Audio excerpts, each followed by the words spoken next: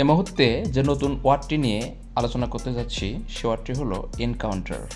Viewers, encounter শব্দটি অত্যন্ত পরিচিত একটি শব্দ এবং অনেক ক্ষেত্রে এই শব্দটি ব্যবহার করা হয়, কিন্তু অনেকে জানেন না যে আসলে এনকাউন্টার শব্দটি কী অর্থে, কী ধরনের সেন্টেন্সে ব্যবহার করা যেতে পারে। তো শুরুতে একটি আমরা সেন্টেন্স দেখে নিই। I don't encounter any problem, অর্থাৎ আমি কোনো সমস্যা সম্মুখীন না।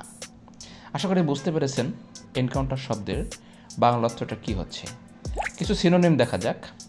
Racist, strive, withstand, face, antagonise, fighting, fight, battle, hostilities, confrontation.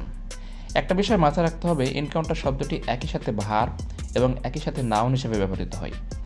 কখনো সেন্টেন্স শেষে ভার্বের কাজ করে, কখনো নাউনের কাজ করে, এর ব্যবহারের উপর নির্ভর করে। তো যখন ভার্ব হিসেবে কাজ করে তখন তার বাংলাগুলো হয় বাধা দেয়া, বিরোধিতা করা, সম্মুখীন হওয়া, সাক্ষাৎ করা। আর যখন নাউন হিসেবে কাজ করে তখন এর বাংলা হয় মোকাবেলা, লড়াই বা বিরোধিতা, এইরকম।